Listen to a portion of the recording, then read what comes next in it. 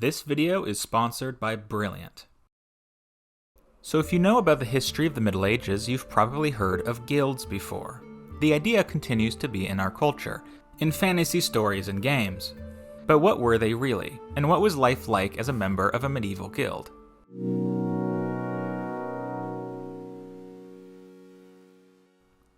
Before we continue, here's a quick word from our sponsor, and that sponsor is Brilliant.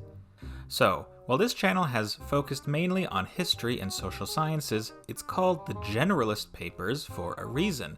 I love to learn about all sorts of things, from linguistics to history, yes, but also math and science. I'll go out on a limb here and say you are probably like that too. Well, good news. Brilliant.org is the best way to learn math and computer science interactively. Brilliant has thousands of lessons to help you learn math, science, and technology. There are lessons in foundational math and calculus, neural networks, and even artificial intelligence. So whether you are a student or a seasoned professional, Brilliant is for you. To try everything Brilliant has to offer, free for a full 30 days, visit brilliant.org/thegeneralistpapers or click the link in the description. The first 200 of you will get 20% off Brilliant's annual premium subscription. So don't wait, click the link below now and start taking your math and science skills to the next level. Thanks again to Brilliant, and now back to the video. So first off, vocabulary. Guilds were professional trade organizations that popped up during the High Middle Ages. The earliest guilds formed in the 12th century, and they started as ways for merchants to pool their money together to afford protection from robbers at home and bandits on the road. But they quickly became more than that. At their height, guilds acted as professional associations, political groups, religious brotherhoods, and semi-secret societies. They were a central part of the economics of medieval Europe. There were, on the whole, two types of guilds: trade/merchant guilds and craftsmen's guilds. These names give away their meanings. Merchant guilds were groups of merchants, people who sold things. Most of the time, all or most merchants in a city would be in a single, generic merchants' guild. But sometimes you would find guilds for specific trades, like fishmongers, sellers of fresh fish, or apothecaries, sellers of medicine. By the way, monger is an old word for seller. It comes from Middle English manger, which in turn comes from the Latin mango. Of course, when I found this out, I got very excited, but no, unfortunately, it has nothing to do with the fruit. With craft guilds, things become more varied, and I think more interesting. They were organizations of people who made things, like goldsmiths, masons, glovers, tanners, carpenters, brewers, bakers, candlestick makers, etc., etc. Guilds were tied to the cities in which the guild members did their business. So there was no countrywide Weavers Guild. Instead, you'd have a different Weavers Guild in London, Newcastle, Chester, and so on. So, guilds were groups of traders and craftsmen founded in cities and towns across medieval Europe. But what did they really do? Well, a lot actually.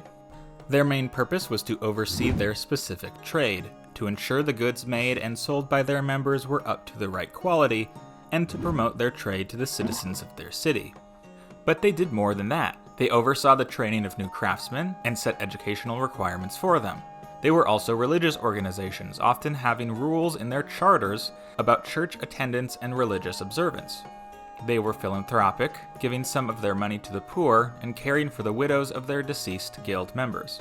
They also functioned politically. Since the members of these guilds, especially of the merchant variety, were some of the wealthiest and most well-connected citizens in their towns, they invariably became involved in the political life of said towns. Because of this, the laws and ordinances of many medieval places were very friendly to guilds and their members.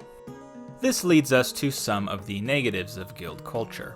They, almost by definition, were anti-competitive and created monopolies over their trades. If you were an aspiring candle maker, for instance, you had no choice but to join the local guild, as starting an independent workshop was often actually illegal.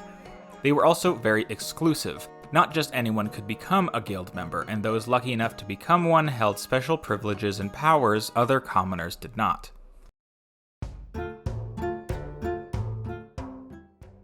So what was it like being in a guild? Well, it started with training. Most guilds, especially craft guilds, required their members to be apprentices before they could work in their trade. Training usually started in a man's early teens or so and could last as long as 7 years. During this time, an apprentice would learn the basics of their craft, but they would also do chores and any basic tasks too tedious for the master, but easy enough to trust with an apprentice. The apprentice would not be paid for his time, but would be provided with room and board, as well as food. They were basically the unpaid interns of their day. Guilds also had requirements about who could become an apprentice. You almost always had to be a man, or boy in this case, and often you had to have a guild member in your family, or be sponsored by a master who would agree to train you, who was usually a family friend. Anyway, by the end of an apprenticeship, usually around a young man's late teens or early 20s, he became a journeyman. A journeyman was eligible for guild membership but couldn't open their own workshop. They would instead work for their master for pay, though they would no longer get room and board. For a journeyman to become a master, he would need to produce a masterpiece. In modern parlance, a masterpiece refers to an exceptional piece of art, one that will be remembered for generations to come, like Beethoven's Fifth Symphony, Michelangelo's David, or Van Gogh's Sunflowers. But during this time, a masterpiece referred to a piece of work that would prove to the other guild members your skills as a craftsman. There would be other requirements too, like a minimum age, for instance. It was also up to the guild members, who might not want too many masters in the city at one time, meaning even if you were qualified, you might not become a master right away. But once a journeyman became a master, they were able to open their own workshop and take apprentices. I should mention that most craftsmen never became masters, as it was often easier to simply work for a master for salary, instead of opening your own business. As a full-fledged guild member, you had to follow the guild's rules. These rules, of course, concerned the work you did, as we've already discussed, but they included other things too. Here's a historical example. These are some of the rules of the Hatters Guild of London from 1347. 1. In the first place, 6 of the most lawful men of the hatter's trade shall be assigned to be wardens. They will rule and watch the trade. 2. No one shall make or sell any manner of hats within the city if he is not free and from the same city.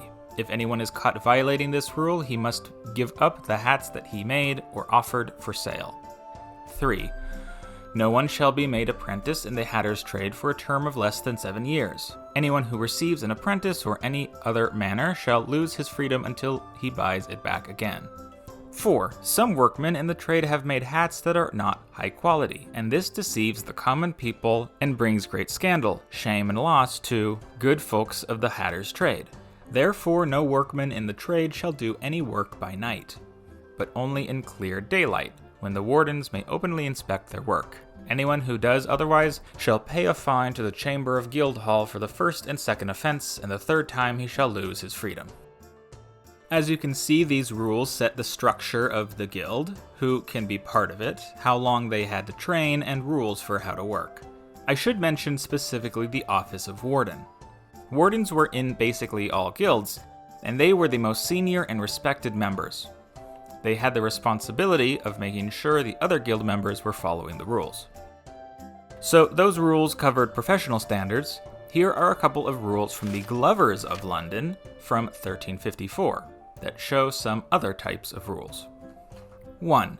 Every brother shall pay 16 pence a year, by quarterly payment, towards providing 2 wax tapers to burn at the high altar of the chapel of Our Lady in the new church beside London, and also to the poor of the fraternity who well and truly have paid their quarterage as long as they could. 2. If any brother be behind of the payment of his quarterage by a month after the end of any quarter, he shall pay 16 pence, that is to say, 8 pence to the work of the Church of St. Paul of London, and the other 8 pence to the box of the fraternity. Also, as often as any brother be not obedient to the summons of the wardens, or be not present in the heavens that folk be dead, and in offering at the funeral of a brother, and in attendance at church, with the fraternity on the feast of the Annunciation and Assumption and others, he shall pay 16 pence in like manner. I know that was a lot of legalese, but these rules give insight into the payments guild members made, the fines they had to pay, and the religious rules they had to follow, specifically attending Mass on certain feast days. Guilds held strong until the 16th century, but started declining after that and became almost obsolete by the end of the 19th century. This was due to two main factors, one economic and one cultural. Economically, the guilds became outdated once capitalism, an economic system based on the ideals of free trade, started taking off. Adam Smith, considered the father of capitalism, wrote against guilds in his seminal work, The Wealth of Nations. In it, he criticized guilds for stifling competition, which in turn led to higher than necessary prices and less profit for individual merchants and craftsmen. Funnily enough, Karl Marx, the father of communism, was equally critical of guilds. He targeted their inequality and exclusivity, which created an underclass of workers who were not guild members. The other reason many guilds started losing favor was the Protestant Reformation. Guilds were, as we've seen, religious organizations, and many Protestants from Germany to England felt that the guilds were too loyal to the Catholic Church, even if the guilds purported to be Protestant. Because of this, the reputation of guilds in the Protestant world began to dwindle. But in some ways, guilds never went away. Many modern professional organizations act in similar ways to guilds, with licensing, professional certification, and the like.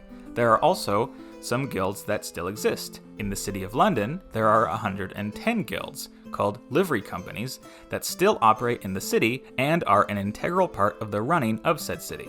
The Freemasons, a secret society that spawns a lot of conspiracy theories, can trace its origins to the medieval Mason guilds of Scotland, primarily. And many modern unions can be thought of as guilds as well. Well, I hope you enjoyed the video. Thank you to my patrons for helping make this work possible, and to Brilliant for sponsoring. If you'd like to support the channel on Patreon, the link is in the description. And don't forget to like and subscribe. Bye!